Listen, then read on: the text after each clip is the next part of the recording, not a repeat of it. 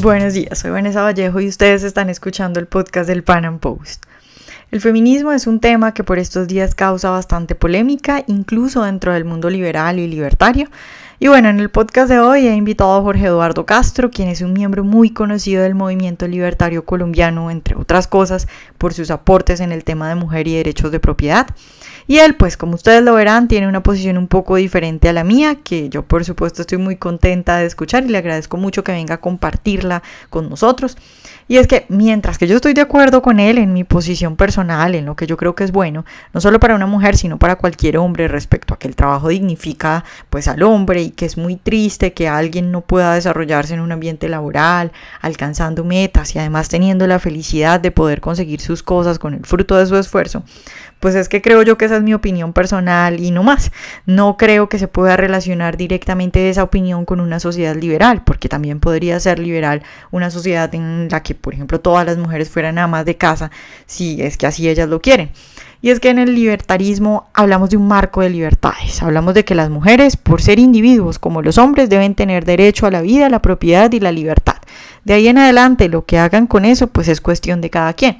Además, los liberales, pues hablamos de individuos, indistintamente de su sexo o de cualquier otra característica, por lo que no creo yo que sea posible hablar de un feminismo libertario. No se puede hablar tampoco de un libertarismo que promueva fines particulares diferentes al respeto por la vida, la libertad y la propiedad privada de hombres y de mujeres.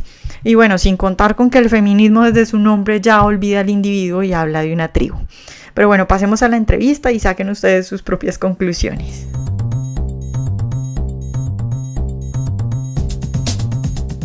Jorge, buenos días y muchas gracias por estar hoy de nuevo con nosotros. Buenos días, Vanessa, un gusto como siempre. Bueno, Jorge, pues nuestra idea de hoy es hablar de cómo el capitalismo ha beneficiado a las mujeres, pero pues para introducir un poco yo sí quisiera empezar pidiéndote que nos cuentes cuál es tu opinión sobre el feminismo actual, sobre el feminismo de tercera ola. No, el feminismo de tercera ola, digamos, es la forma en que las camanduleras de izquierda y derecha se han hecho el control del sacerdocio, pues, de lo correcto.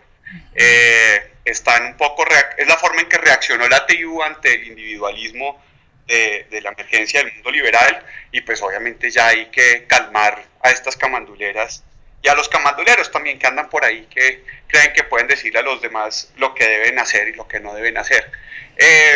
Frente a eso, pues digamos que ellas no son en el fondo tampoco el verdadero desafío que tiene el feminismo en este momento. O sea, yo creo que hay un elemento importante, el feminismo plantea preguntas importantes y por supuesto hay desafíos que tienen las mujeres y que tenemos los hombres en todo el planeta que podrían ser mejor resueltos si a las preguntas quizás que siempre le ha arbolado el feminismo, pues les damos otras formas de responder. Entonces, pues a lo que se llama tercera ola, digamos, como dicen por ahí, al bagazo poco caso. No es mucha mi angustia con ellos. La que ellos mismos se generan, pues, pobrecitos. Claro, Jorge, pero cuando tú me dices que no es mucha tu angustia con ellos, ¿a ti no te parece que todas estas cosas que estamos viendo ahora, bueno, en Colombia todavía no está tan fuerte como en Argentina, por ejemplo, pero estas cosas que estamos viendo en el mundo entero, de vagones solo para mujeres, de leyes de cuotas, ¿no crees que son un resultado de esa presión, de esas feminazis que tú estás diciendo que no hay que ponerles mucho cuidado? No, lo que pasa es que, digamos, creo que a lo que hay que ponerle cuidado es a la camandulería. Y eso, digamos, ellas encargan una forma de volverse la mojigata de sacristía, digamos, pero ellas solo son una expresión, la misma que, por ejemplo, son los imanes musulmanes, pues los religiosos que invocan la burka y están haciendo la misma segregación. Es, digamos, la camándula, digamos, laica al poder, y eso me parece que es lo de fondo delicado, digamos. Ellas solo son una expresión encarnada de ese tema, pero no me parece que sea la raíz del debate. Es volver de nuevo al mundo donde el vicio es delito y lo vicioso es pecado y delito y todo se confunde.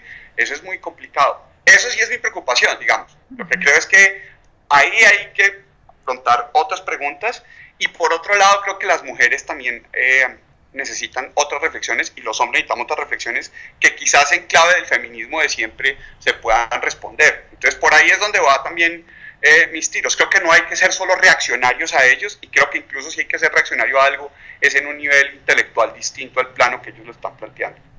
Claro, Jorge, bueno, pues tú has hablado de unos debates y de unas preguntas y retos que tiene el feminismo. ¿Cuáles son esos retos que tú ves que debería encarar ahora un feminismo con el que tú sí estuvieras de acuerdo? Pues lo primero es que, digamos que este feminismo, primero hay que hacer como una reflexión sobre qué sería el feminismo para mí, digamos, porque en esto incluso hay memes en donde se tergiversa mucho, y entonces hay un meme famoso, relativamente famoso, al que le dieron mucho palo en las páginas libertarias con toda la razón, es que el feminismo es esta búsqueda por la igualdad entre hombres y mujeres. Pues eso no tiene sentido, o sea, uno no puede escribir una filosofía que tiene algún carácter, digamos, universal, con un elemento, digamos, que es de una característica que marca un solo grupo. Lo que sí hay que hacerse preguntas feministas son sobre, por ejemplo, las condiciones de vida de las mujeres, la felicidad de las mujeres, y esa es una pregunta que nos interesa a todos. A los hombres, por supuesto, nos interesa la mayor felicidad de las mujeres. Si preguntarse por la felicidad de las mujeres, su libertad y sus condiciones es feminismo, pues hagamos ese debate. ¿Y por qué sería feminismo? Pues porque es que de la raíz de la palabra está hacerse preguntas específicas sobre un grupo determinado, y sí creo que hay que hacerse preguntas sobre ese grupo determinado, por supuesto. Claro, Jorge, yo tengo un problema, y es que, digamos, a mí mucha gente me ha dicho cosas como, es que usted es una feminista individualista, y a mí ya el solo término me molesta un poco, porque como tú lo decías, el feminismo del nombre habla de un colectivo, habla de una tribu. Entonces me parece como un poco contradictorio hablar de feminismo individualista cuando estamos hablando de algo así como mujeres del mundo unidos. Es decir, yo acepto y me parece muy bien que desde luego uno como mujer pueda exponer sus puntos de vista sobre cómo debería vivir bien una mujer, o puede ayudar a otras mujeres que uno siente que están mal, pero no siento que el término de feminismo individualista sea bueno, y siento que es contradictorio. ¿Tú qué piensas de eso? Pues a mí me parece maravilloso que sea contradictorio para el debate, porque a mí me encanta. Y entonces voy a hacer como mi reflexión. Primero, digamos, desde chiquito, desde siempre a mí me han preocupado las mujeres. Entonces, digamos que en ese caso, si el feminismo fuera preocupación por las mujeres, pues he de decir que nací feminista. Pero lo cierto es que, digamos, a medida que esa preocupación y esa búsqueda por la empatía en las situaciones específicas estaba encarnada, y yo creo que una de las cosas más importantes que he descubierto en ese proceso es una reflexión de Fernando Savater sobre que la esclavitud en esencia es femenina. Digamos que la historia de la humanidad, la condición de esclavitud ha sido encarnada principalmente por las mujeres, y eso tiene muchas repercusiones. Él hace esa referencia precisamente desde Grecia. Es en el discurso de Héctor frente a Andrómaca, el problema de qué es lo que le va a pasar a los troyanos cuando los maten, y pues qué es lo que le queda a las mujeres después de la guerra: la esclavitud, porque, digamos, los hombres nos vamos a la guerra, pero las mujeres sirven de botín. Incluso este tema del esclavismo africano en las Américas, que tiene una representación muy fuerte del hombre negro esclavo. Lo cierto es que el hombre negro esclavo vivía en trabajos forzados, su vida era corta, pero la que vivía la esclavitud eran las mujeres. Entonces, en eso han habido, digamos, algunas cosas que quedan dentro de las adaptaciones culturales de la especie que vale la pena revisar en este proceso, digamos, de ampliación de libertades. Si uno asume, claro, que la esclavitud ha sido, por supuesto, una institución principalmente femenina. Te entiendo. Jorge, otra cosa que te quería preguntar, bueno, y ya para entrar en el tema principal de nuestro podcast, es la gente suele no reconocer, o no parece que la gente evidencie muy claramente cuáles son las bondades que el capitalismo le ha traído a las mujeres. ¿Nos podrías hablar un poco de eso? No, ese sí es de los temas que más me gusta, y me gusta por tres razones. Primero, el mundo de las ideas liberales, y que hace emerger el tema de la individualidad. Pues la individualidad surge, digamos, de no tratarlas como grupo, y que cada quien, y no tratar, digamos, de salir de la sociedad tribal y empezar una sociedad contractual donde cada persona se hace responsable, digamos, por temas específicos. Pero ese es el mundo liberal, eso no es que el capitalismo. De hecho, una de las cosas que me dificulta a veces hablando incluso con libertarios es esta vaga comprensión del capitalismo. El capitalismo emerge por la bolsa de valores. Donde hay bolsas de valores, digamos, potentes y poderosas y los derechos de propiedad son muy líquidos y pueden generar proyectos de largo plazo, ahí hay capitalismo. En los otros sitios, digamos, hay unas cosas relativamente aguachirris, pues, como mezcladitas.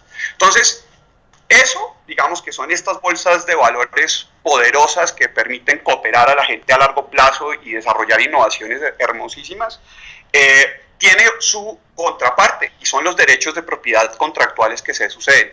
Y de las cosas que lastimosamente han menos reivindicado las mujeres y probablemente tengamos que reivindicar más los hombres, es como el derecho de propiedad de la mujer es quizás el invento, descubrimiento más importante del siglo XX. O sea, primero se inventó el avión que el derecho de propiedad de la mujer completo, y todavía falta, digamos.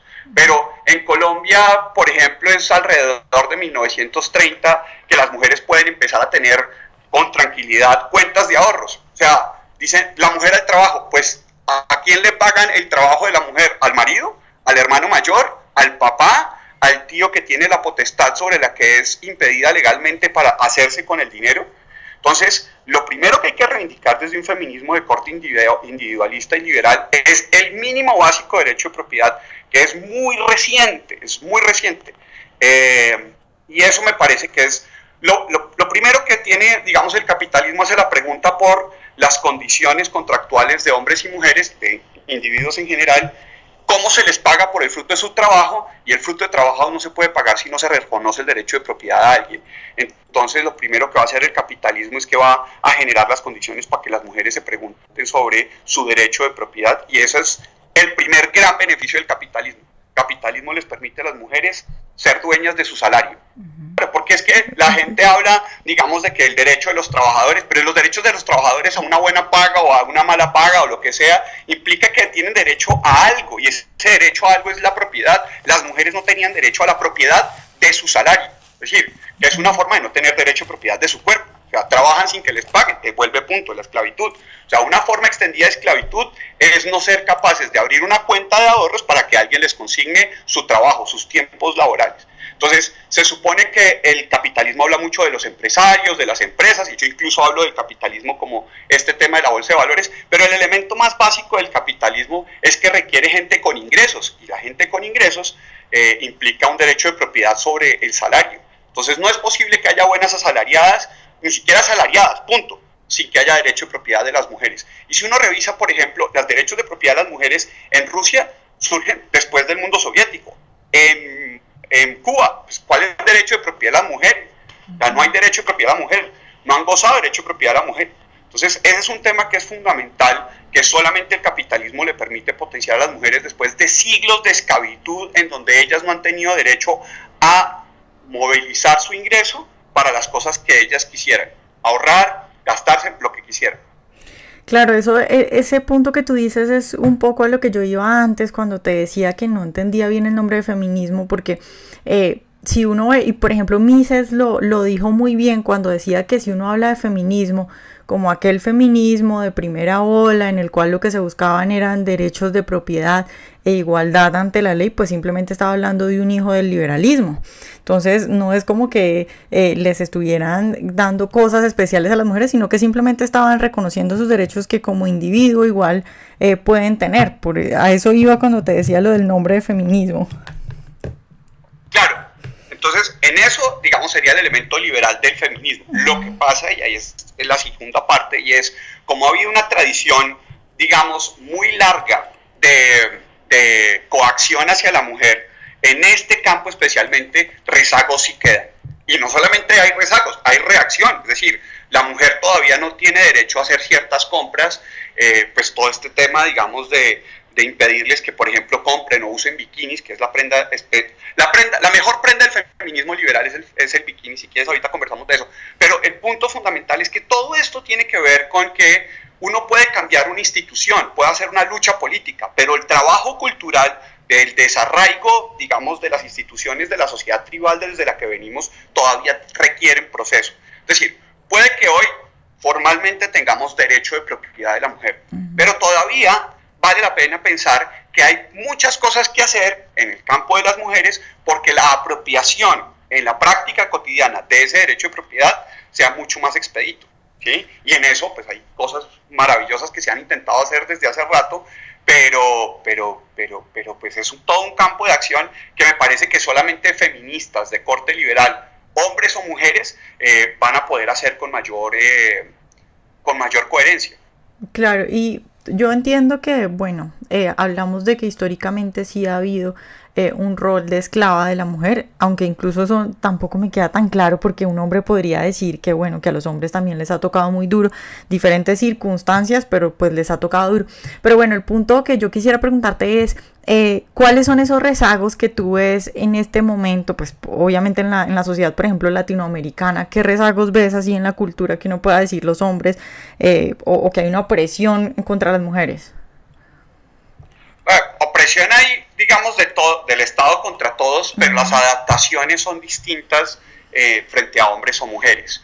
Porque cuando el Estado aumenta, digamos, el nivel de coacción en una sociedad, los mecanismos de violencia al interior de la misma aumentan. Y entonces, por supuesto, los niveles de sumisión de las mujeres hacia los hombres, que en este momento serían como los que estarían encargados de conseguir el botín económico para la supervivencia básica alimentaria, pues genera unas condiciones distintas de poder decir cosas. Es decir, el contexto de libertad y el descubrimiento y el awareness de la libertad, digamos, no es formal. O sea, no sale la ley que le da el derecho de propiedad a las mujeres y de pronto a todas, listo, ya sabemos cómo pararnos enfrente de nuestros esposos y decirle, mijo, me voy porque yo puedo ya ponerme a conseguir trabajo. Eso es un proceso lento y en eso, digamos, no necesitamos siempre estar pendientes del Estado. Por eso digo, hay un montón de acciones probables por hacer. Incluso, digamos, pero te lo digo es porque reconociendo que los hombres hemos sufrido mucho. Es decir, los hombres en la historia de la violencia de la humanidad sufrimos la muerte, es decir, nosotros tenemos la pérdida de la vida. Las mujeres han tenido la pérdida de la propiedad de sí mismas y ese es el tema de la esclavitud. En las guerras morimos nosotros, sí, eso sí, no hay nada peor que eso, ahí sí que no hay nada peor que eso. Pero en términos de las instituciones de la libertad, lo cierto es que las que se quedan después de la violencia y las que van a necesitar protección y las que van a necesitar adaptarse a esa protección de sociedades violentas van a ser las mujeres, y salir de eso pues implica reconocerlo. Claro, Jorge, otra pregunta que me surge cuando te escucho es, yo te entiendo que lo que tú me estás diciendo es que, digamos, ya hay un marco legal que le permite a la mujer tener esas libertades, pero que pues en la sociedad todavía hay costumbres y rezagos que hacen que la mujer, digamos, no pueda ser completamente libre. Sin embargo, mi pregunta es, o sea, yo entiendo que uno puede tener opiniones acerca de que una mujer, por ejemplo, no debería, no sé, quedarse en la casa y que no sepa cómo trabajar, no sepa cómo invertir, y que está bien que uno como grupo o individuo que cree que eso no está bien, pues le ayude y le pueda ayudar a hacer cosas sobre cómo salir de esa situación, pero no veo que eso esté, es decir, no veo que eso esté ligado de una manera específica para decir que sea un movimiento liberal o una cosa ligada al liberalismo, porque el liberalismo sería, bueno, que cada quien haga lo que quiera. Es decir, yo entiendo que uno como grupo se pueda unir, ayudar a mujeres y decirles qué es lo que uno cree que podría mejorar su vida y todo eso, pero no veo cómo pueda uno juntar eso con el liberalismo y decir, no, es que eso es liberalismo. Pues yo al contrario lo veo y en esto es hermoso pues poder tener este debate. No, las mujeres, aquí primero porque no existe un tema de la mujer, digamos, hay diferentes mujeres y el liberalismo lo que va a generar es posibilidad. Dime. No, sigue. No es la mujer, aquí el tema es que no vamos a resolver el problema de la mujer o de la opresión de la mujer. No, hay mujeres, ¿sí? Y el liberalismo lo que va a permitir son diferentes asociaciones voluntarias, diferentes formas de asociaciones voluntarias, para que en los casos muy particulares donde ese rezago cultural se dé, pues se pueda crear soluciones organizacionales, empresariales, ojalá, que permitan adaptaciones para, digamos, readaptaciones del tema y le permita a la mujer comprenderse mucho más desde su rol como individuo que su rol como en una sociedad tribal, digamos, donde se le juzga más por su condición específica de mujer que por ser Juana, Valentina, Vanessa, Gloria, lo que sea. Entonces, eso es parte de lo que hay un potencial de cosas por pensarse en el tema de las mujeres. Mira, uno de los temas que a mí, por ejemplo, más me ha fascinado dentro de las ideas de la libertad es, por ejemplo, uno de los que yo diría, digamos, está tirando la línea que a mí en lo personal recogería en estas reflexiones liberales es Benjamin Franklin en su autobiografía. Es uno de los textos libertarios que más me gusta.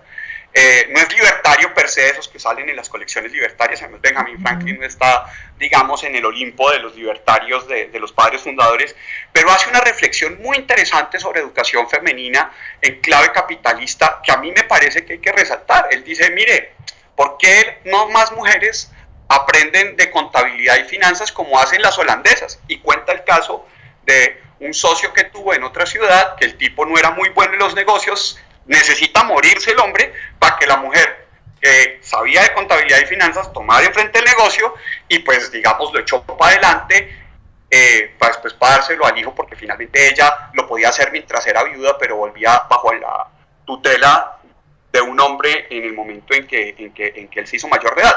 Ese tema de la educación femenina financiera me parece que permite generar un montón de acciones voluntarias con algunas mujeres, ojalá muchas, y que no rompe con las ideas de base del liberalismo. Claro, no, yo estoy de acuerdo contigo. A mí también me encantaría que las mujeres empezaran a estar más en esos campos. Y bueno, eso abre el punto para otra pregunta, y es, evidentemente las mujeres estudian más cosas relacionadas con humanidades y ciencias sociales, y la pregunta que siempre pues nos hacemos al respecto quienes hablamos de estos temas es, ¿tú crees que eso de que las mujeres prefieran ese tipo de cosas es uno de esos rezagos de los que tú hablas? ¿Es una cosa cultural? Puede serlo, la verdad puede ser un rezago cultural, pero finalmente, digamos, yo me preguntaría más no por las mujeres que estudian cosas del rezago, sino cómo podemos apoyar a las que están buscando plata y queriendo hacer negocios y montando empresa y tal, porque lo que necesitamos son más casos exitosos en donde vean, digamos, ejemplos interesantes para hacerlo. Sucede lo mismo en una sociedad completamente clientelista, los casos exitosos de hombres empresarios, digamos, que luchan contra la burocracia y tal. Entonces necesitamos también, digamos, claro, podemos siempre hablar de los clientelistas, de los burócratas y los funcionarios, pero entonces, ¿quién habla de los empresarios? Aquí en el mismo caso, tenemos que, claro, pues, hombre, sí, tú haces que el promedio del gap financiero de las mujeres baje, pero ¿por qué no hacemos que las empresarias que hay sean multimillonarias? ¿Sí? ¿Por qué no hacemos que las gerentes comerciales tengan más negocios?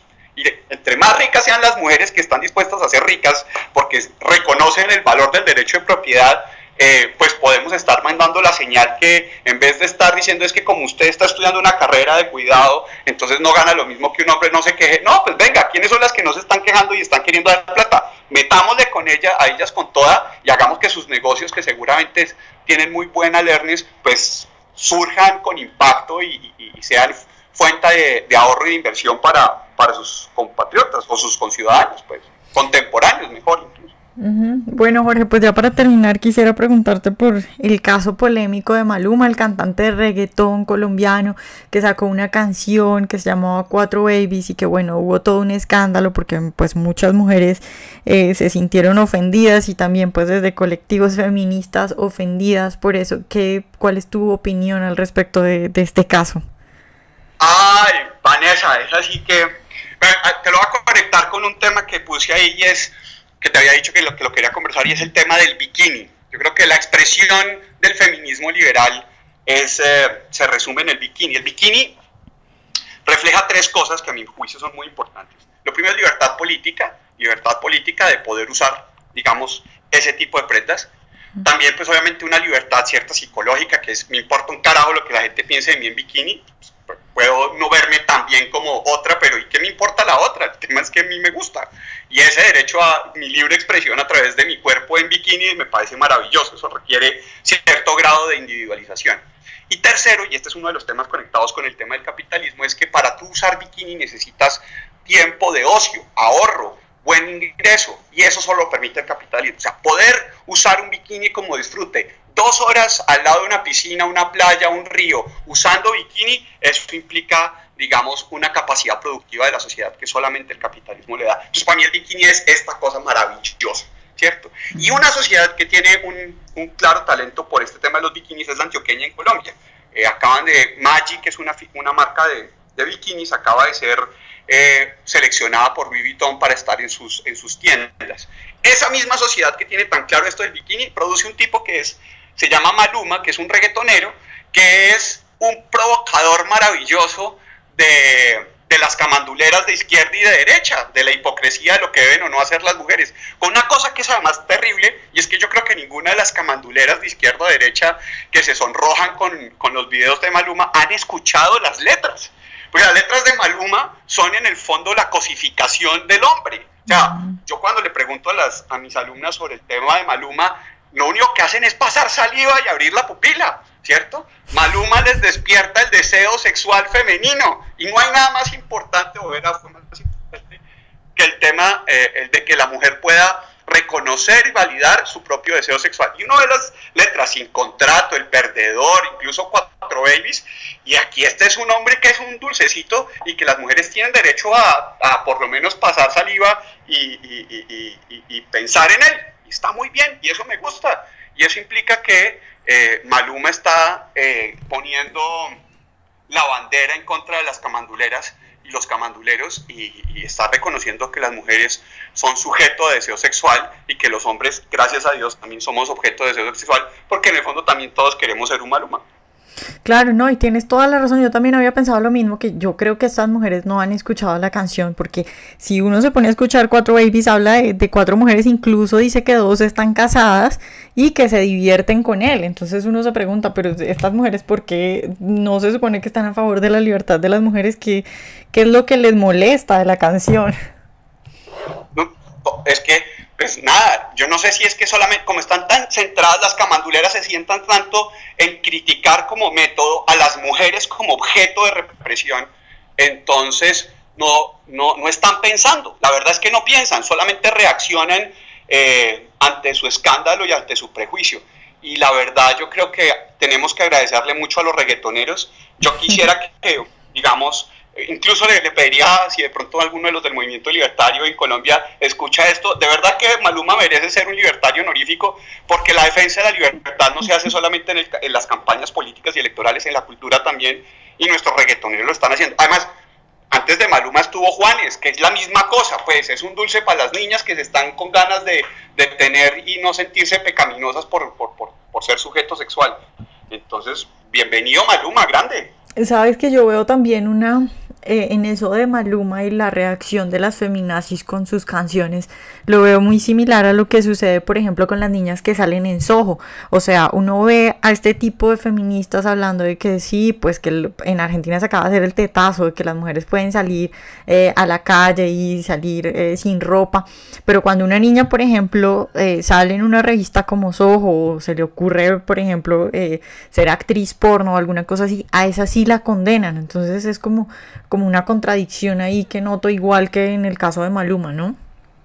Pues total, porque es que además esto lo hacen tratando de mostrarse que ellas son las que son, ellas tienen lo que es moralmente correcto, y sin darse cuenta, incluso las feminazis más colectivistas, marxistas y tal, que lo que quieren es implantar, digamos, la obediencia a la tribu, y la obediencia a la tribu ha sido desafortunadamente el principal problema de las mujeres. Yo incluso, no sé si sabes, yo fui un tiempo editor de Playboy Colombia, y entonces una de las cosas que para mí fue más maravilloso fue leer la filosofía de Playboy que escribió Hugh Hefner hace unos años, y claramente era una cachetada contra los hombres camanduleros, ¿sí? Porque el hombre que revisa y lee Playboy está dispuesto a no ser camandulero, en público o en privado, es un estilo de vida. Y yo creo que ese fue un primer paso muy importante, que nosotros dejáramos de ser tan camanduleros y mojigatos, para que las mujeres también pudieran sentirse más tranquilas para poder desear a plenitud desde su sexualidad y permitir que su cuerpo hable como tiene que hablar. Claro, bueno, Jorge, pues como siempre un gusto y muchas gracias por estar hoy otra vez con nosotros. No, a ti, Vanessa, encantado como siempre. Un abrazo. Bueno, Jorge nos ha mostrado acá un feminismo que habla de gente ayudando a mujeres a que ejerzan efectivamente sus derechos de propiedad, a que puedan disfrutar de esos beneficios, y yo estoy de acuerdo con que eso es bueno, y evidentemente pues es algo permitido dentro de una sociedad liberal, así como también es permitido que los socialistas se unan para cambiar el mundo a su antojo. Pero no creo yo entonces que uno pueda llamar ni siquiera a ese feminismo, cosa desde luego mucho más loable que lo que hacen las feminazis, no creo yo que uno pueda llamarlo feminismo libertario ni feminismo feminismo individualista, porque estamos hablando de promover fines particulares y además para un sexo en particular. Espero que hayan disfrutado esta entrevista de hoy y recuerden seguirnos en nuestro canal de YouTube para escuchar todos nuestros programas.